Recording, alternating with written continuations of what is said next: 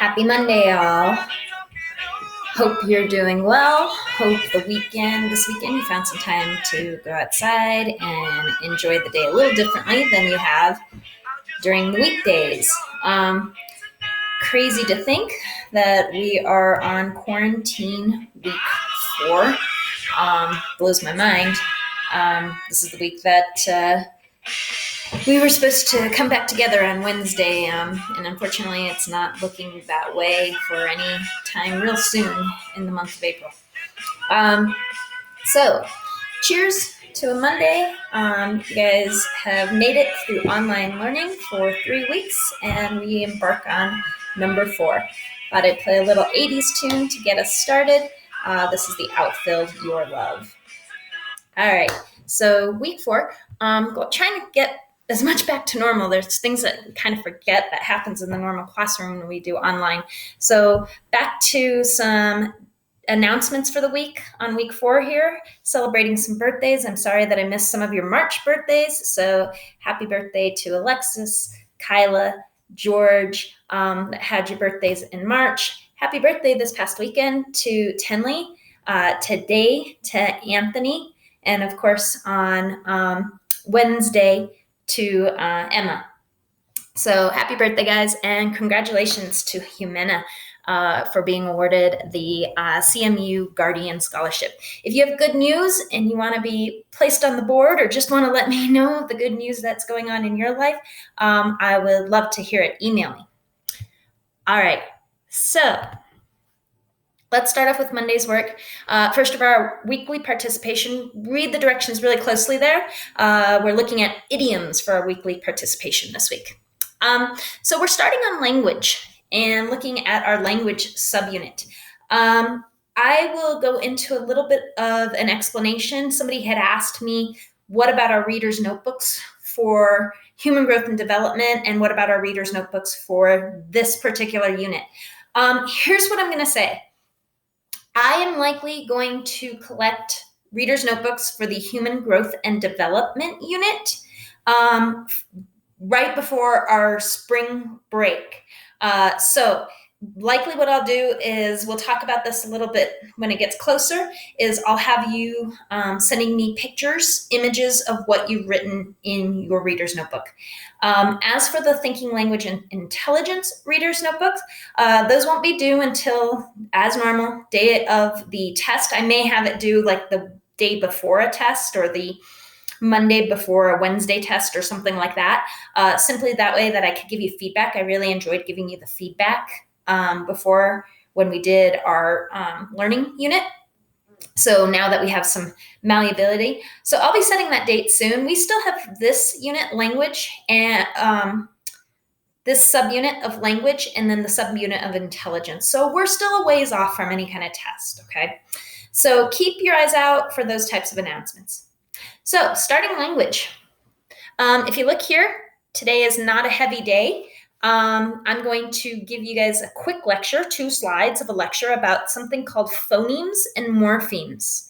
So we're going to learn about how humans learn language. And to start us off, we're going to kind of learn about the components of language. Then you have a small dice assignment for next Sunday's dice roll.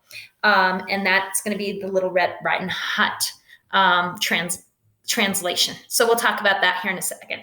But before we get really going, as I said, you guys have a dice assignment this week. So there were 2 dice assignments that we had for this week. Number one was the brain teasers evaluation, where you had to look at 3 of your brain teasers and tell me what strategy or what obstacle kept you from getting that brain teaser. And then the second dice assignment was our deductive and inductive reasoning, okay? So we're going to do this by class. So we're going to roll the dice, and you can see kind of picking a different way to do this. So we have 2 dice assignments. So for period 1, my DE Psychology period 1 class, here we go. This is the assignment that you are turning in, and we will stop. So period 1, your assignment will have been the the brain teasers, okay? So I'm writing that down. Period 1, you guys got the brain teasers. All right, and let's go ahead and start again. Period 2, your dice assignment is going to be, and stop. Period 2, you guys are actually the deductive and inductive reasoning statements. And then let's go with period 7. And I wish there was what I should have done is maybe do some sort of music thing whenever he says a certain thing, but that would take too long. So we're just going to stop. Period 7, you guys are also the deductive and inductive reasoning statements. So those will get graded probably within the next 2 days. So keep an eye out for those in PowerSchool and you'll have feedback, of course, back to you. All right, so with that said, let's start our lecture. So we're going to be talking about language. You do want to take notes on this because, again, you'll be using these notes with assignments, things like that. All right. So language, if we're writing down a definition, it is a formal system of communication. The cool thing about language is language as studied can be how we study spoken language, how we study written language, and how we study nonverbal language. And that can be gestures that we do, such as if I were to do this, okay, or if I were to do this. And it can also be nonverbal language, such as American Sign Language. So, those are the types of things that when we talk about language, it is a form of communication. And the format of that communication is understood by the person that's giving the communication and understood by the person that's receiving the communication. So if you count all the dialects in the world, there are between 5,000 and 6,000 languages worldwide, which is crazy. And most of these languages have many dialects. So many of you know, with Spanish, when you speak Spanish, maybe in your own home, or you hear Spanish, that is a certain type of Spanish versus the type of Spanish that you're taught. A lot of times we have different types of Spanish. You could learn the Castilian type of Spanish. You can learn the Mexican type of Spanish. You can learn the Colombian type of Spanish. For my family, the Puerto Rican type of Spanish is very different, and the Mexican type of Spanish or the northern New Mexico type of Spanish is very different from one another with certain vocabulary terms. So that includes the different dialects. Let's go ahead and let's talk about the properties of language. So we're going to break this down into the 2 simplest properties of language. So there are separate units in languages, and these units have meaning.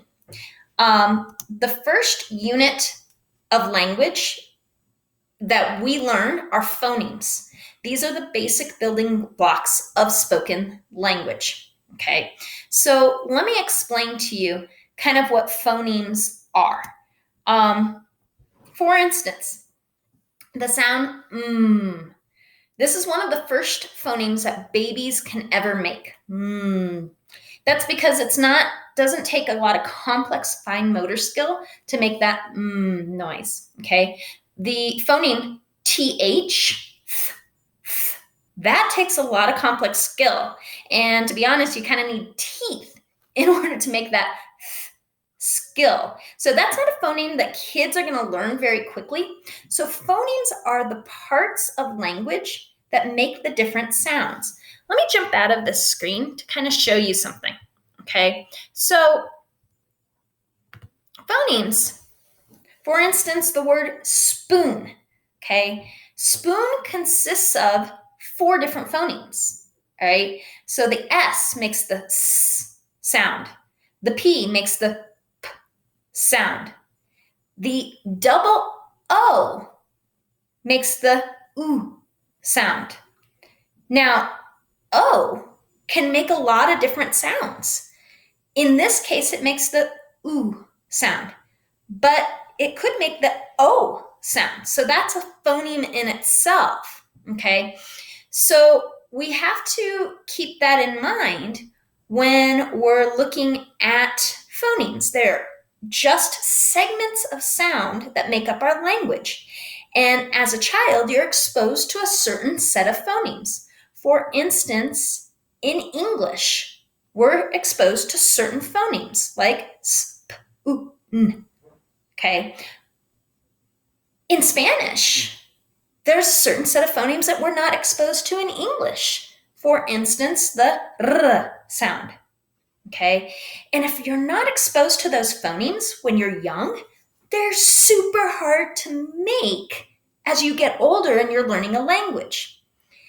For instance, the guttural GCH sound in German, the k sound, we don't make very well unless you've been exposed to German when you were young and exposed to those particular phonemes. We don't have those phonemes in our language. Therefore, we're really bad at doing them when we learn that language later on in life. It's why in the Asian world, the R sound doesn't exist in their language. That is not a phoneme in many Asian languages. So therefore, that's why it's difficult to say those R sounds for them. Many of you probably have seen A Christmas Story and seen the cute scene where the Chinese waiters try to sing fa la la la la, okay? And so that phoneme of l is not there in the Chinese language, okay? And so it comes out as fa ra ra ra ra because l is not a phoneme in their language, all right? So when we're exposed to phonemes in our youth, when we're most apt to learn language, those phonemes are easy to pronounce. When we're exposed to them later, they're super hard to pronounce. We have to be very, very conscious to learn them, okay? So that's what a phoneme is. And I can go here and we can see that the word tip has 3 phonemes. And even though it has 3 letters, it has 3 phonemes. And the word thick, even though it has 5 letters, has only 3 phonemes. Ick. All right. So that's what a phoneme is. So if you break down, for instance, your name, okay, you probably have either less phonemes than the letters of your name, or maybe even more. Okay, so you could kind of break that down. For me, it would be D-N-L. I have 3 phonemes basically for my name versus the 7 letters to my name. Because M is the first phoneme that a baby can pronounce, guess what usually one of their first words is? Mom or M. Okay. And most languages, because of that, most languages in the world, mother begins with the phoneme of M because it's the very first phoneme that a baby can pronounce. Okay. Another phoneme that a baby can easily pronounce, they need a little bit more time than the sound, and that is da, da, da, da. All right. So kind of an interesting thought there, how our language has evolved to our abilities as a child.